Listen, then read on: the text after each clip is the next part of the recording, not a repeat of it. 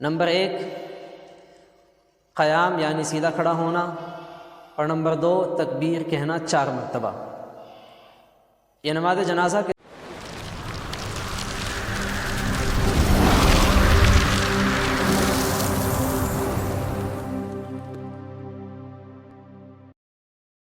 نحمده ونصلی علی رسولہ الکریم، اما بعد۔ معزز و مکرم ناظرین اکرام، السلام علیکم ورحمۃ اللہ وبرکاتہ۔ میرے عزیز ساتھیوں، میں آج آپ حضرات کو نماز جنازہ کے متعلق اور اس کی ترکیب کے متعلق کچھ باتیں بتاؤں گا۔ نماز جنازہ یہ فرض کفایہ ہے۔ فرض 2 طرح کے ہوتے ہیں، ایک فرض عین ہوتا ہے، ایک فرض کفایہ ہوتا ہے۔ جو ہم دن و رات میں 5 وقت کی نمازیں ادا کرتے ہیں یہ فرض عین ہے، اور اسی طرح سے نماز جنازہ جو ہے وہ فرض کفایہ ہے۔ یہ بھی یاد رہے، نماز جنازہ کے لیے صرف 2 فرض ہے۔ نمبر 1 قیام یعنی سیدھا کھڑا ہونا، اور نمبر 2 تکبیر کہنا 4 مرتبہ۔ یہ نماز جنازہ کے 2 فرض ہے، ان کو یاد رکھ لینا چاہیے، ان پر عمل کرتے رہنا چاہیے۔ اب نماز جنازہ کی ترکیب سن لیجئے۔ نماز جنازہ مسنون اور مستحب طریقے کے مطابق ادا کرنی چاہیے۔ اللہ کے نبی صلی اللہ تعالیٰ علیہ وسلم نے جو طریقہ اختیار کیا اس کے مطابق عمل کرنا چاہیے۔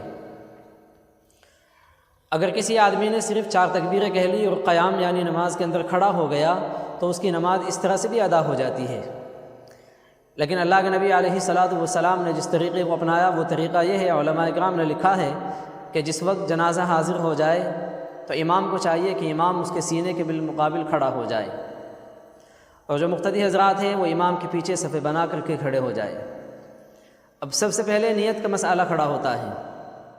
بہت سارے حضرات ہیں جن کو نیت نہیں آتی، بہت سارے کہتے ہیں کہ یہ نیت لمبی چوڑی ہے، یاد نہیں ہوتی۔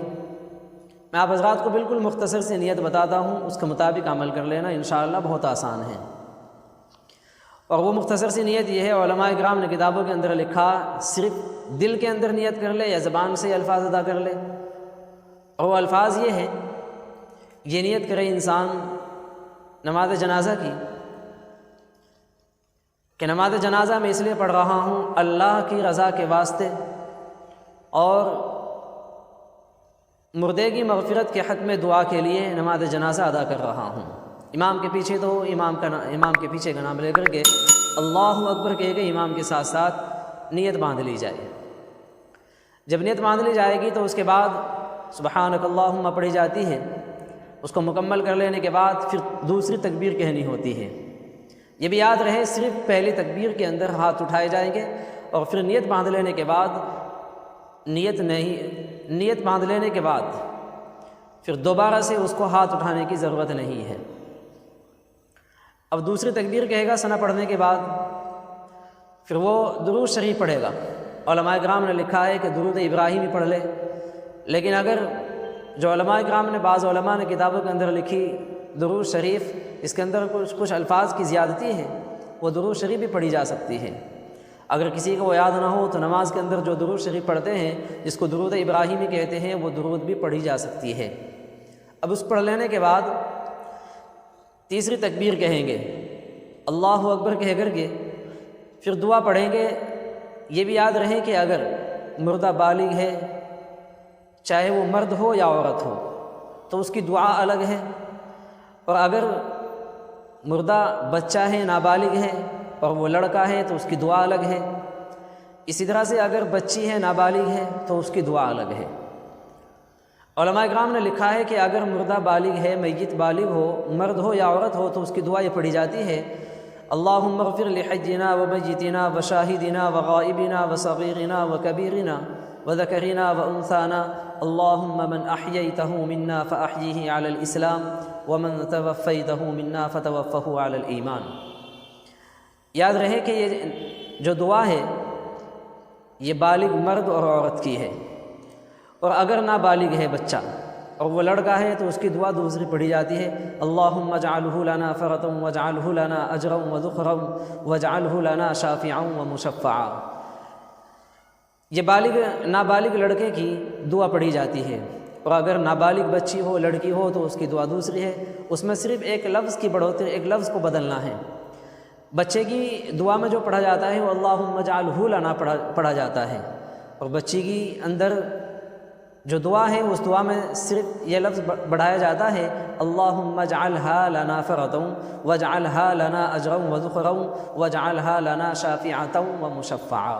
آخر میں تا بڑھا دیا جائے گا، اس کے مطابق عمل کریں، اور پھر یہ پڑھ لینے کے بعد چوتھی تکبیر کہیں گے، اللہ اکبر کہنے کے بعد، اللہ اکبر کہہ لینے کے بعد پھر ساتھ سلام پھیر دیا جائے گا۔ اب پھر علماء کرام نے لکھا ہے کہ سلام جس وقت پھیریں گے تو وہ ہاتھ باندھے باندھے پھیریں گے یا ہاتھ چھوڑ کر کے سلام پھیریں گے، یہ مختلف فی مسئلہ ہے۔ مختصر سی بات یہ ہے کہ انسان اپنے ہاتھوں کو باندھے باندھے سلام پھیر لے، اس کے مطابق عمل کرے انشاءاللہ۔ پھر دیکھنا جو لوگ یہ کہتے ہیں کہ ہمیں نماز جنازہ یاد نہیں ہے، یا جو لوگ عذر کرتے ہیں نماز جنازہ کی دعائیں لمبی چوڑی ہے وہ یاد نہیں ہوتی، آپ حضرات اس کو سننے کے بعد یاد کرنے کی کوشش کریں، اور اگر کسی کے یاد نہیں ہے تو صرف شروع میں بھی میں نے یہ بات بتائی تھی، پھر بتاتا ہوں کہ 2 چیزوں پہ عمل کر لے، نماز جنازہ مکمل ہو جائے گی، باہر سے کھڑے ہو کر کے انتظار کرنے کی ضرورت نہیں پڑے گی۔ اور وہ یہ ہے کہ انسان جنازہ جس وقت حاضر ہو جائے تو صرف یہ کام کر لے، نمبر 1 قیام کرنا، سیدھا کھڑا ہونا، اس کو قیام کہتے ہیں۔ اور دوسرے نمبر پر علماء کرام نے جو فرض بیان کیا وہ یہ ہے کہ وہ 4 تکبیریں کہہ لے۔ اب یہ ہر ایک آدمی کر سکتا ہے، 4 تکبیریں بھی ہر کوئی کہہ سکتا ہے، اور جو کھڑے ہونے کی قدرت رکھتا ہے وہ کھڑا بھی ہو سکتا ہے، اس کے مطابق عمل کرے۔ کوئی بھی آدمی باہر کھڑا ہو کر کے یہ ایک طرف سے الگ سے کھڑا ہو کر کے نظارہ مت کرے، بلکہ نماز جنازہ پڑھنے کی حتی المقدار کوشش کرنی چاہیے۔ دعا کہ اللہ سبحانہ و تعالی ہم سبھی کو ان تمام باتوں پر عمل کرنے کی توفیق عطا فرمائیں۔